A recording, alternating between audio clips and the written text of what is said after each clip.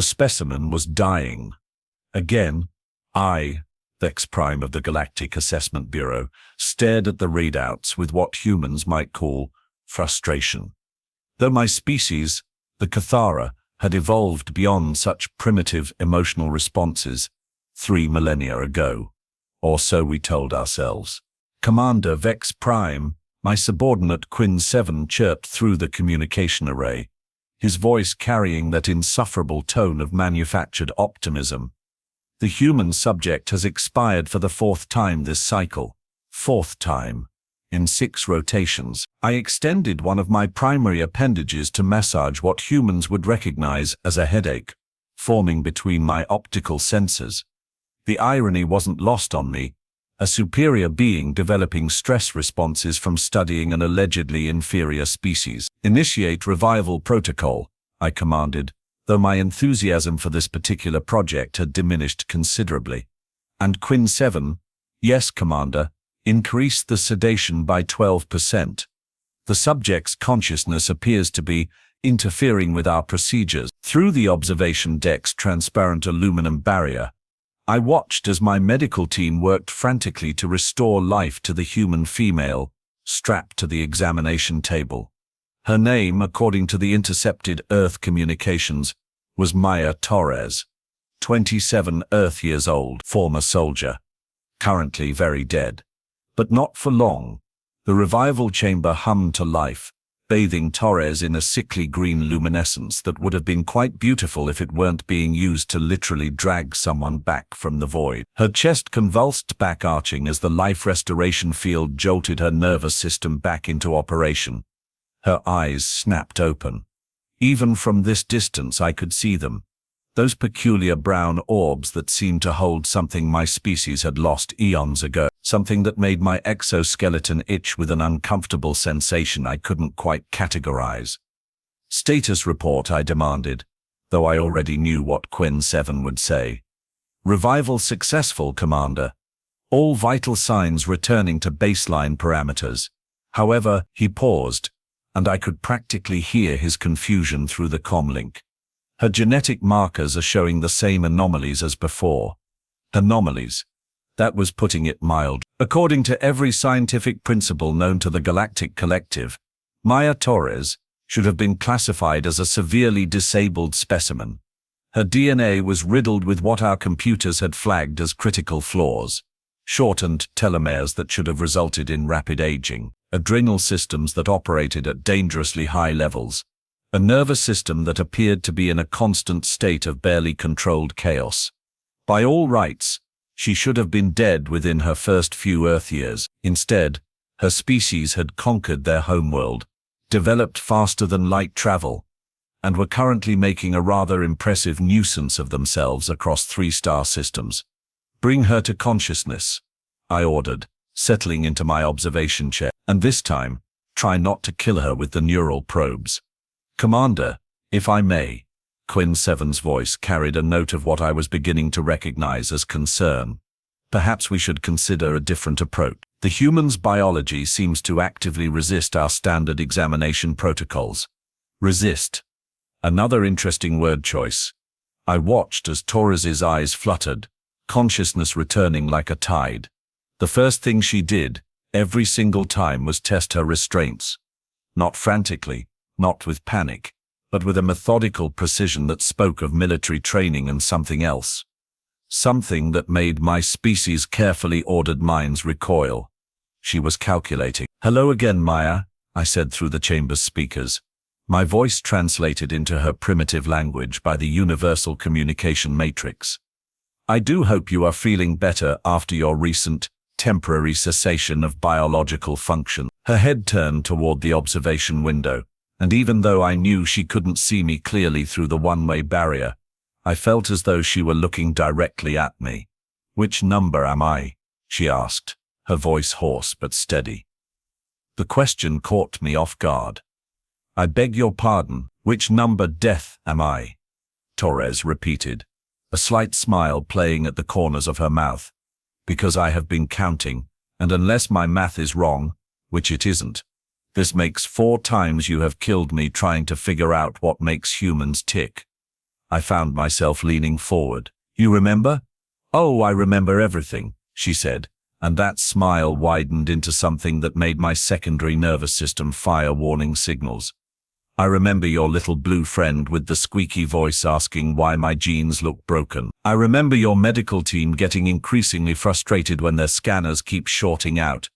And I remember you sitting up there in your fancy chair wondering why a defective human won't just die properly. This was impossible. The memory suppression protocols were designed to wipe cognitive function clean between sessions.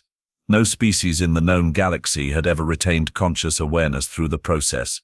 Fascinating, I murmured, and meant it. Your recall suggests a level of neurological resilience that contradicts our genetic analysis entirely. Here's the thing, Tentacle Boy, Torres said, and I bristled at the crude nickname. Your analysis is based on the assumption that efficiency equals superiority, that a perfect system runs smooth and quiet and predictable. She tested her restraints again, this time with more purpose. The reinforced bindings designed to hold creatures 3 times her body mass creaked audibly. But human, she continued, her voice taking on a conversational tone that somehow made everything she said sound infinitely more threatening. We are not efficient.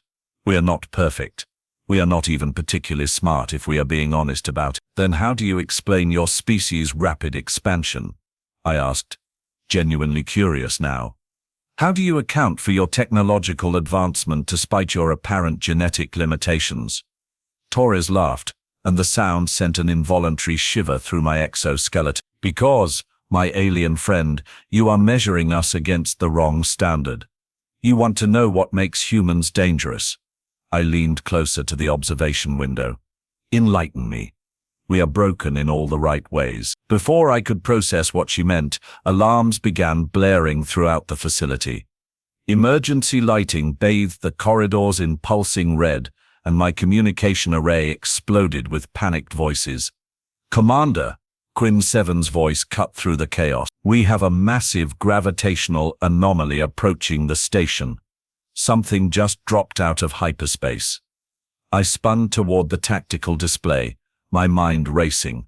We were positioned in deep space, light years from any established shipping lane. Nothing should have been able to find us, much less approach without triggering our early warning systems. Identification? I demanded. Unknown configuration, Commander. But the energy signatures, Quinn 7's voice trailed off. They are human. I felt something cold settle in my primary stomach.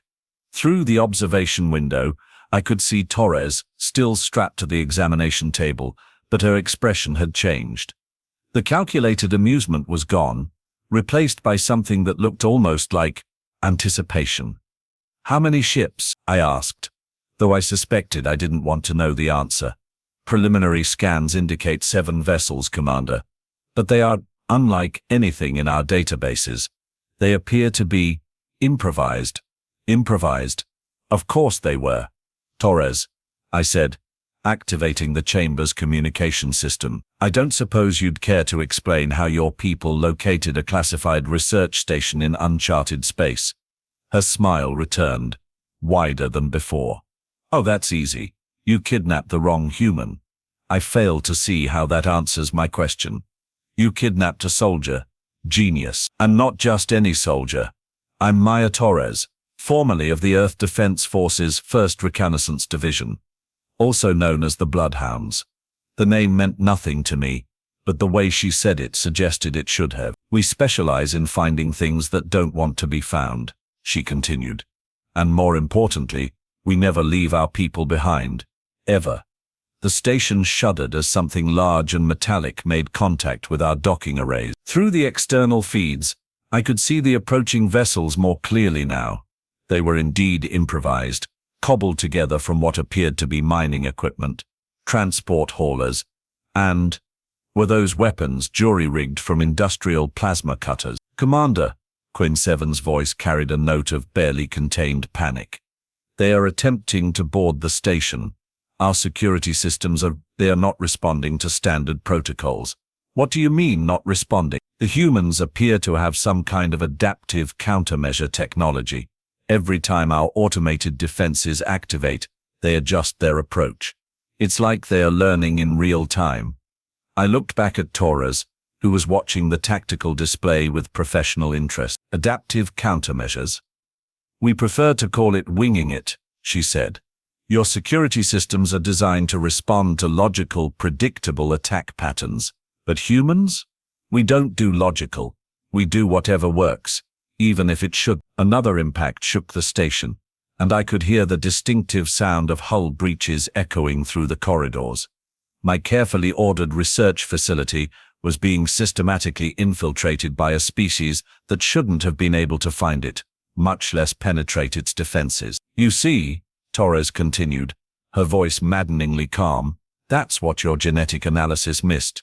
You looked at our DNA and saw flaws, inefficiencies, systems that should fail under stress. The main corridor's blast doors, each weighing several tons and designed to withstand orbital bombardment, exploded inward. Through the settling dust and debris, I could see figures moving. Human figures, wearing what appeared to be environmental suits cobbled together from spare parts and sheer determination. But those aren't flaws, Torres said, her voice dropping to a whisper that somehow carried more menace than any shout. They are features. Human beings don't break down under pressure. We adapt. We improvise. We overcome.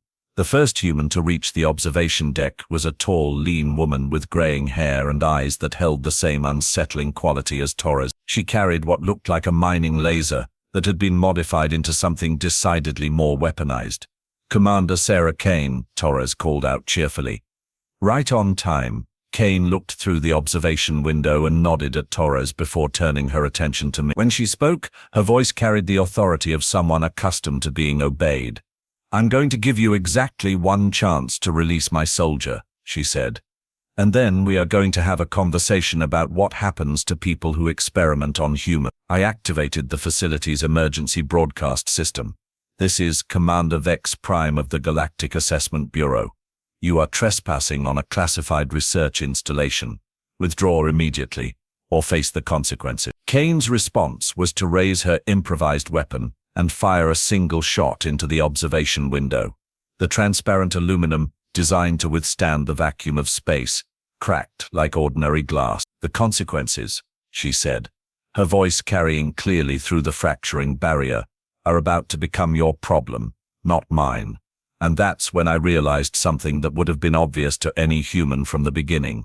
Maya Torres hadn't been captured at all. She'd been baked. The restraints that had held her for 4 death and revival cycles snapped like brittle polymer.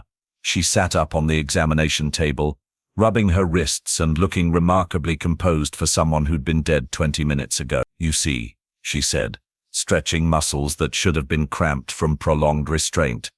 Humans have this really inconvenient habit of caring about each other. Attack one of us, and you have got all of us to deal with. More humans were pouring into the facility now, moving with a coordination that spoke of extensive training and shared purpose. They weren't just soldiers, they were a family, a pack, a unit that functioned as something greater than the sum of its parts. Everything our genetic analysis had told us was impossible. But here's the thing that really makes us dangerous, Torres continued, hopping down from the examination table with disturbing ease. We don't just adapt to survive, we adapt to win, and we have been studying you just as carefully as you have been studying us. She gestured to the tactical display, where the human ships were now systematically dismantling our defensive systems. Every time you killed me, I learned something new about your technology, your procedures, your weaknesses. The realization hit me like a physical blow. You allowed yourself to be captured. Bingo. Torres's smile was sharp enough to cut through hull plating. Though I will admit, the whole repeated death thing was an unpleasant surprise. Good thing human stubbornness extends to staying alive. Kane had finished cutting through the observation window and was now standing in the same chamber as me.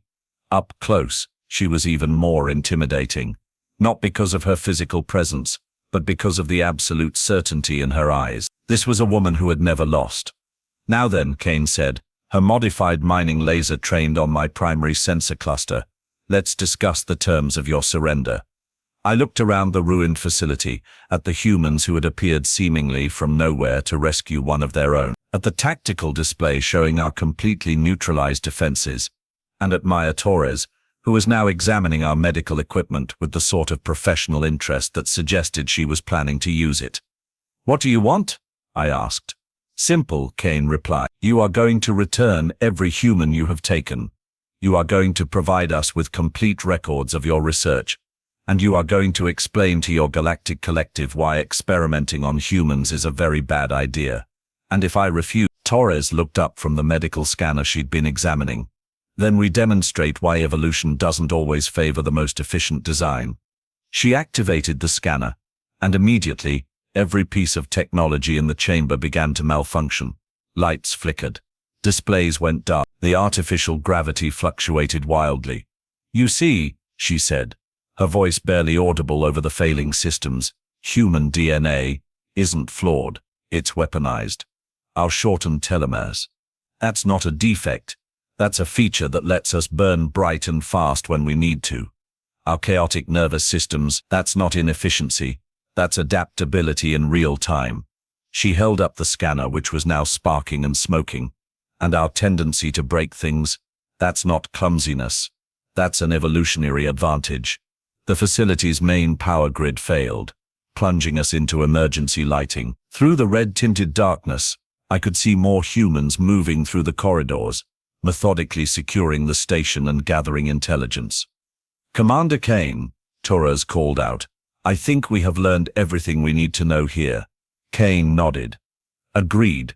Begin evacuation procedures. And someone get me a line to Earth, Command. They are going to want to know about this."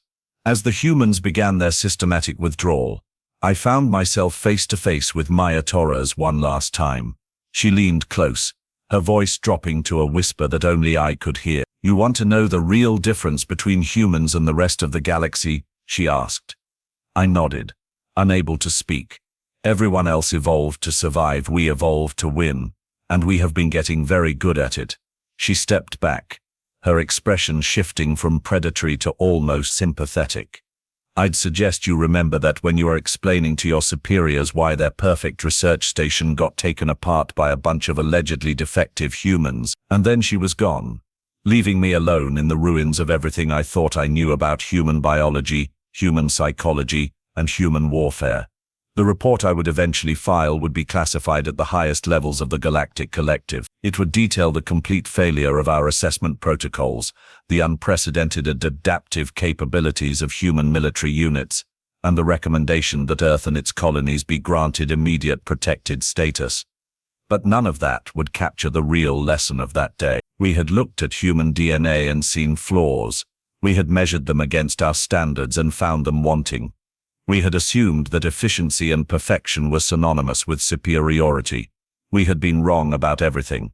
Maya Torres and her people hadn't just beaten us, they had made it look easy, and they had done it with the same flawed genetics that our computers had flagged as evolutionary dead end. As I sat in the wreckage of my research facility, waiting for the rescue ships that would take far too long to arrive, I finally understood what Torres had tried to tell me. Humans weren't perfect by alien standards. They were perfect by human standards, and human standards, it turned out, were the only ones that really mattered in a fight. 3 cycles later, I stood before the High Council of the Galactic Collective, my report burning like acid in my primary data storage organ. The most powerful beings in known space sat in their perfectly ordered amphitheater, their faces displaying the serene confidence of creatures who had never been truly surprised. They were about to be. "Commander Vex Prime," spoke High Counselor Zephyr 9, her crystalline voice carrying the weight of 10,000 star systems. "Your preliminary communications regarding the Human Assessment Project were concerning. Please elaborate on your findings." I activated the holographic display, showing the assembled council the wreckage of Research Station Omega-7. Even in 3 dimensions, the destruction looked impossibly thorough. Every critical system had been surgically disabled, every security protocol bypassed, every fail-safe rendered useless. "Honorable councillors," I began, my voice steady despite the tremor in my auxiliary nervous system, "I regret to inform you that our understanding of human biology and psychology requires complete revision. Murmurs rippled through the chamber. High Counselor Arcturus Prime, representing the warrior caste Vorthan Empire, leaned forward with obvious interest. Are you suggesting, Arcturus Prime rumbled, that the humans pose a military threat to the collective? I am suggesting, I replied carefully, that our current threat assessment models are fundamentally inadequate for evaluating human capabilities. The holographic display shifted, showing the genetic analysis of Maya Torres. Red warning markers covered nearly every chromosome, flagging what our computers had identified as critical flaws. The human specimen designated Torres exhibited genetic markers consistent with severe biological dysfunction. I continued. Accelerated cellular aging, hyperactive stress responses, neural pathways operating in constant chaos. By every metric known to galactic science, she should have died in infancy. But she did not, observed High Counselor Nexus 8, the collective's primary intelligence coordinator. Continued. Not only did she survive, but she demonstrated capabilities that contradict our foundational understanding of biological efficiency. She retained full consciousness through memory suppression protocols. She survived repeated termination and revival cycles, and most disturbing of all, she used our own procedures to gather intelligence on our systems. I paused, letting that sink in. The chamber had gone completely silent. The human rescue operation that followed was unlike anything in our tactical databases. 7 improvised vessels, crewed by individuals with no formal military training, successfully infiltrated a classified research station, defended by automated systems designed to repel entire battle fleets.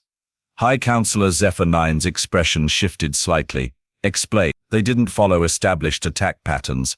They didn't employ conventional tactics. They simply adapted, in real time. Every countermeasure we deployed, they found a way around. Every system we activated, they learned to exploit. The holographic display showed footage from the station's security cameras. Humans in makeshift environment suits, moving through corridors with an efficiency that spoke of extensive training and absolute confidence. They flowed like water, finding every weakness, exploiting every gap. But that's not the most disturbing part, I continued. The most disturbing part is what happened after they secured the station.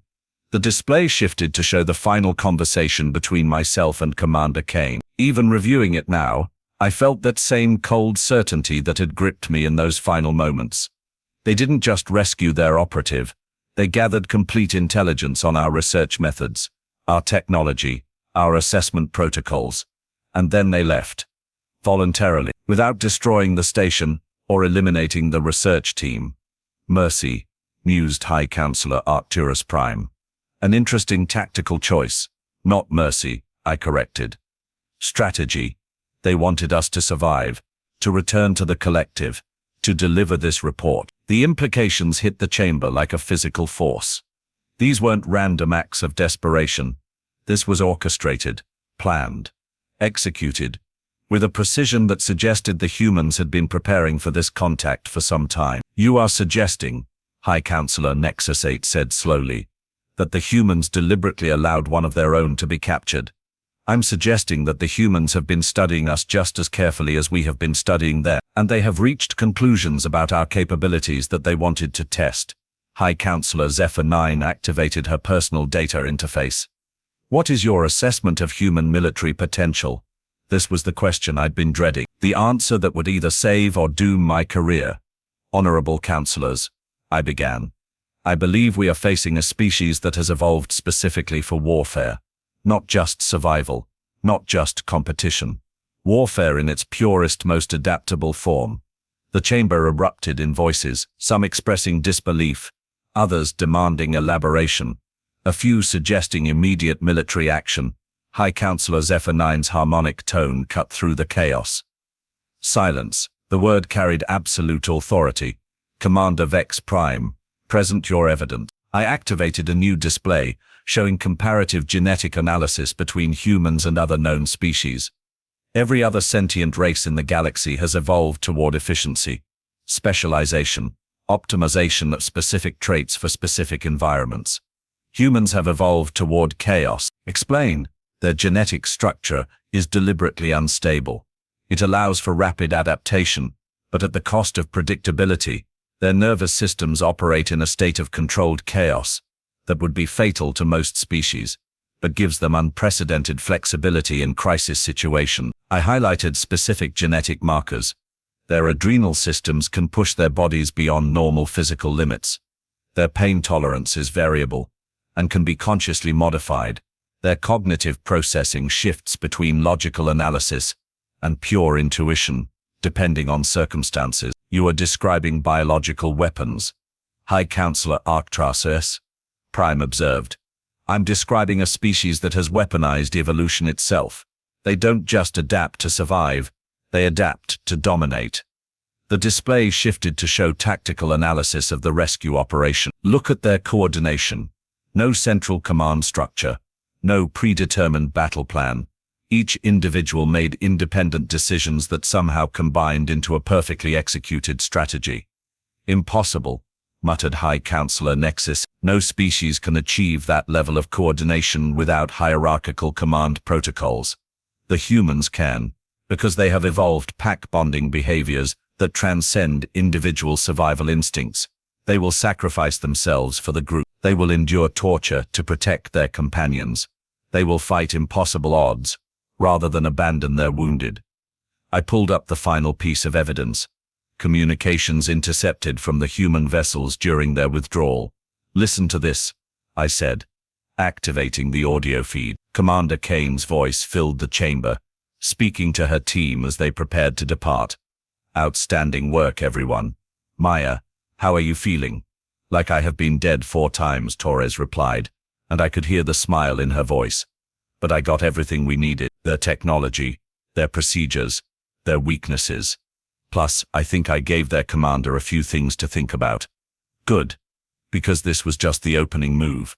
The audio cut off, leaving the chamber in stunned silence.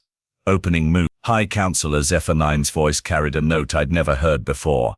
Something that might have been concern. The humans have been preparing for contact with galactic civilization for decades, I explained. They have been monitoring our communications, studying our technology, analyzing our behavioral patterns. This entire incident was designed to gather intelligence on our capabilities while demonstrating their own.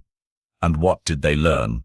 Asked High Counselor Arcturus Prime. That we rely on predictable systems, that we value efficiency over adaptability, that we assume superiority equals victory. I paused, and that we are not prepared for a species that treats warfare as an art form.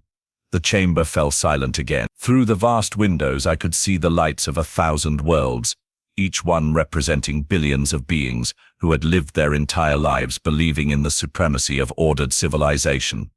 What are your recommendations? High Counselor Zephyr 9 asked finally. Immediate contact with Earth Command, full diplomatic recognition, and complete revision of our threat assessment protocols for all human-occupied territories. You are suggesting we negotiate with them. I'm suggesting we acknowledge reality. The humans have demonstrated that they can penetrate our defenses, gather our intelligence, and withdraw at will. They have shown us that our technological superiority means nothing if we can't predict their action. I activated one final display, showing the current positions of known human vessels throughout the galaxy. The pattern was subtly different from our last intelligence update. Ships had moved, positions had shifted. The changes were small, but coordinated. They are already in motion, I said. Whatever their next move is, it's already begun. High Counselor Arcturus Prime stood, his massive form casting shadows across the chamber. Then we must respond accordingly. I recommend immediate mobilization of the collective defense fleet. To what end? I asked. To fight an enemy that doesn't follow conventional tactics, to engage a species that turns our own advantages against us. Then what do you suggest? I looked around the chamber at the most powerful beings in known space. Creatures who had shaped the destiny of countless worlds, and I gave them the only advice that made sense. We learn from them. The silence that followed was absolute. The humans didn't attack us to conquer, I continued. They attacked us to teach, to show us that our assumptions about biological superiority were wrong, to demonstrate that evolution doesn't always favor the most efficient design. You are suggesting we study them. I'm suggesting we recognize that we are not the apex of galactic civilization. We are just another species trying to survive in a universe that's more complex than we realized. High Counselor Zephyr 9 activated her personal communication array. Commander Vex Prime, prepare a detailed analysis of human capabilities for distribution to all collective defense coordinators, and begin drafting protocols for diplomatic contact. There's something else, I added. Something Maya Torres said that I think is important. Go on. She said that humans evolved to win. Not just survive, win. And I think she was right. I think we are dealing with a species that has turned warfare into an evolutionary advantage. Meaning that every conflict they have ever faced has made them stronger. Every challenge has forced them to adapt. Every enemy has taught them something new about how to fight. I deactivated the holographic display, leaving the chamber in natural light. We have been studying them for cycles, trying to understand their weaknesses, but I think we have been asking the wrong question. What question should we be asking? Not what makes them weak, what makes them dangerous. And the answer is simple. Everything we thought was a flaw in their design is actually a feature. Everything we thought made them inferior actually makes them unpredictable. High Counselor Nexus 8 leaned forward. Are you saying they are invincible? I'm saying they are human. And after everything I have seen, I think that might be the most dangerous thing in the galaxy.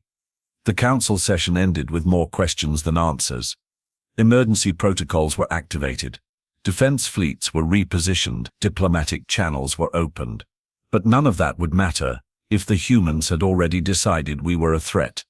As I walked through the corridors of the collective seat of power, I couldn't shake the memory of Maya Torres's smile, the absolute confidence in her voice, when she'd told me that humans evolved to win. I thought about the genetic markers we'd identified as flaws, the chaos we'd seen as inefficiency, the unpredictability we'd dismissed as primitive behavior. We'd been wrong about everything, and somewhere in the vast darkness of space, 7 improvised human vessels were carrying that knowledge back to Earth.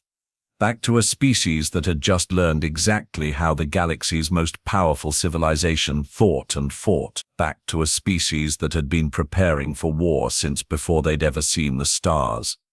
The real question wasn't whether the humans were dangerous. The real question was whether the rest of the galaxy was ready for what came next. Maya Torres had been right about one thing. Her DNA wasn't flawed by alien standards. It was perfect by human standards.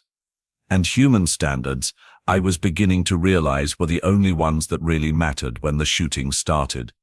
In the end, the Galactic Collective would learn to coexist with humanity. We would establish trade agreements, cultural exchanges, and mutual defense pacts. We would share technology and knowledge and art. But we would never forget the lesson of Research Station Omega 7. Never underestimate a species that has weaponized evolution itself. Never assume that efficiency equals superiority. And never, ever capture a human soldier unless you are prepared to deal with all of them. Because humans don't just fight wars.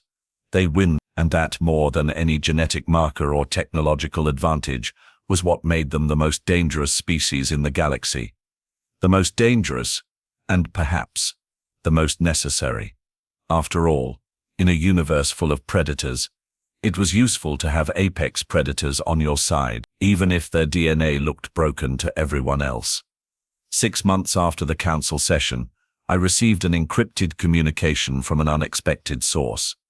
The sender identification simply read, Commander Maya Torres, Earth Defense Force. I activated the message in my private chambers, half expecting another demonstration of human unpredictability. What I got instead was something far more unsettling. Hello, Vex Prime, Torres's voice came through the speakers, carrying that same conversational tone that had made everything she said sound like a barely contained threat.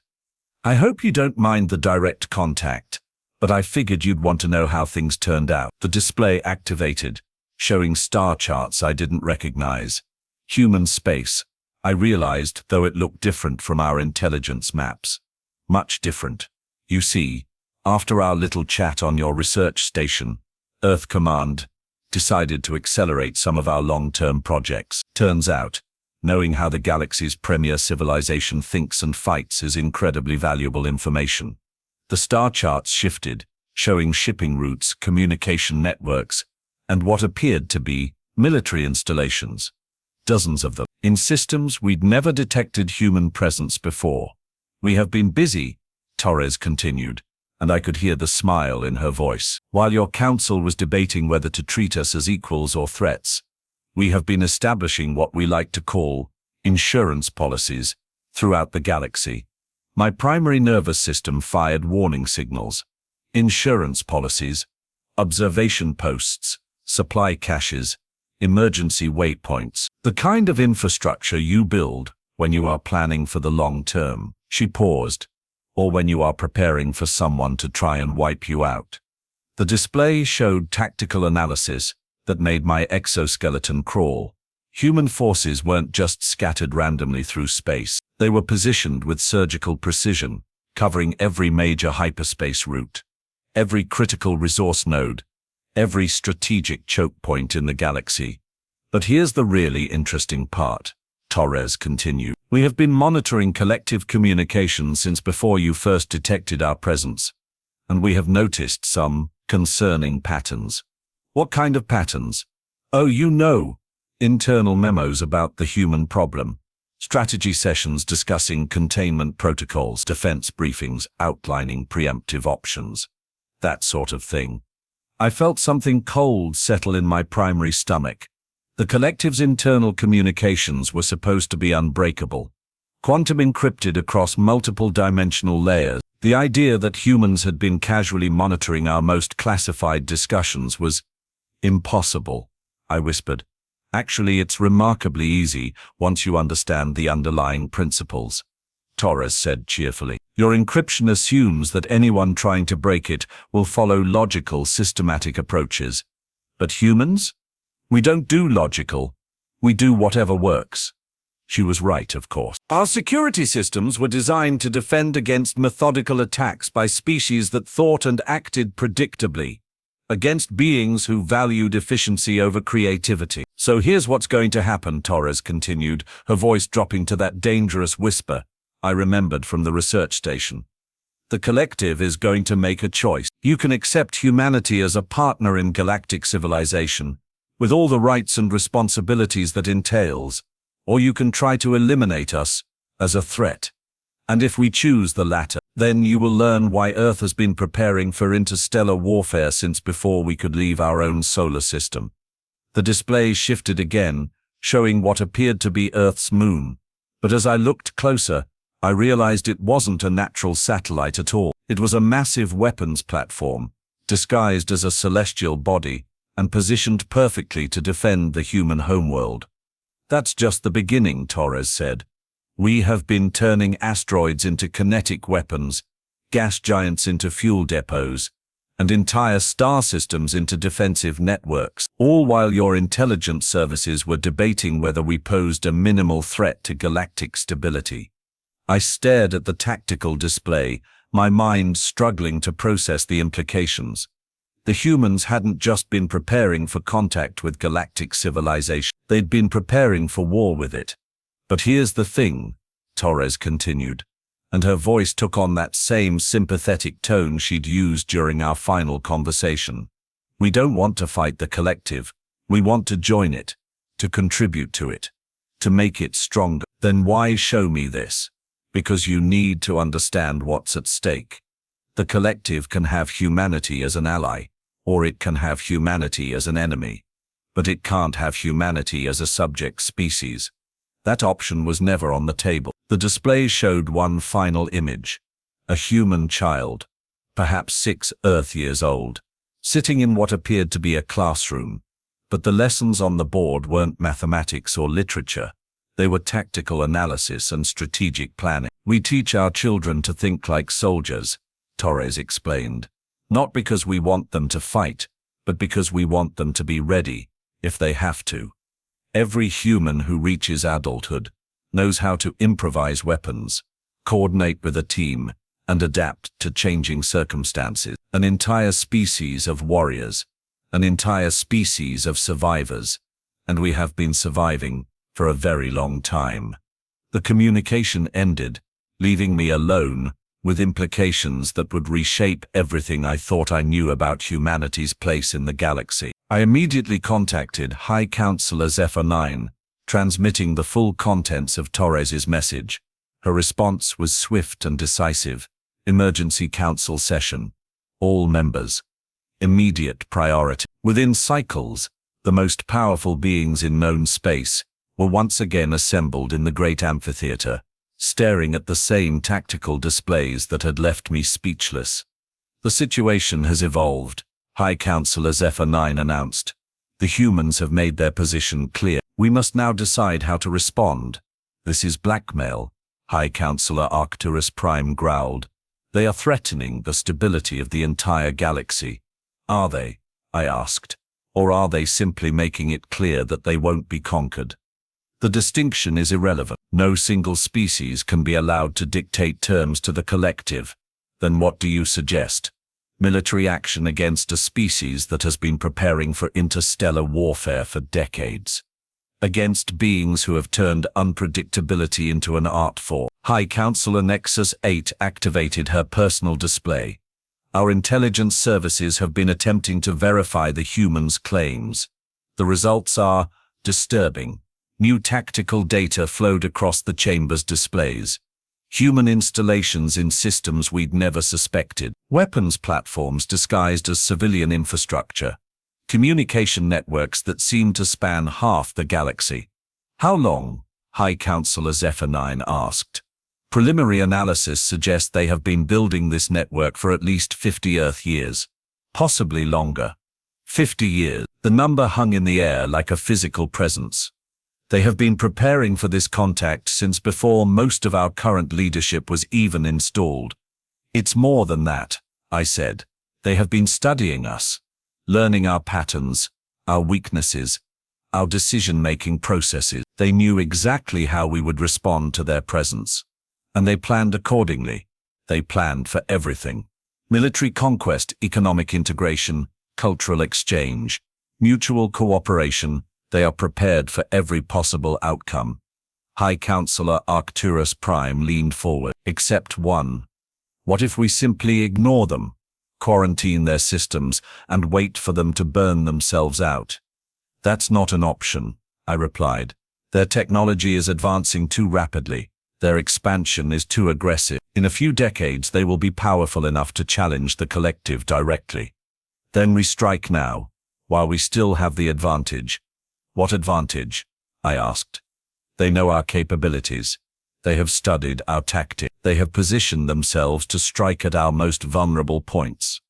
The only advantage we have is that they are still willing to negotiate. The chamber fell silent. Outside the vast windows, the lights of 1,000 worlds twinkled like stars, each one representing billions of beings whose lives hung in the balance of this decision. There is another option, High Counselor Zephyr 9 said finally. We could accept their proposal. Full partnership, equal standing in the collective. Impossible. High Counselor Arcturus Prime responded immediately. They are a single species. We represent hundreds of civilizations. A single species that has demonstrated capabilities that exceed our combined intelligence services. I pointed out, a single species that has been preparing for galactic warfare while we have been debating whether they are worth our attention, and if we are wrong about them. If they are not as dangerous as they claim, then we have gained valuable allies. If we are right about them, we have avoided a war that would devastate the galaxy. High Counselor Zephyr 9 called for a formal vote. The debate that followed would last for cycles, involving every major power in the collective. But the outcome was never really in doubt. We had seen what humans could do when they were motivated.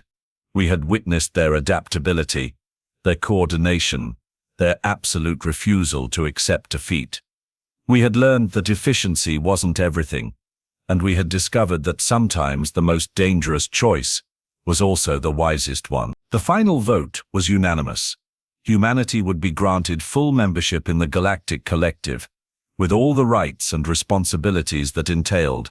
But more than that, they would be recognized as equals, as partners in shaping the future of galactic civilization. As I transmitted the collective's decision to Earth Command, I couldn't help but think about Maya Torres and her genetic markers. All those red warning flags that had indicated critical flaws in human design. We'd been measuring them against the wrong standard. Human DNA wasn't flawed by alien standards, because it wasn't designed to meet alien standards. It was designed to meet human standards. And human standards, I finally understood, were the only ones that mattered when survival was on the line. The galaxy was about to become a much more interesting place.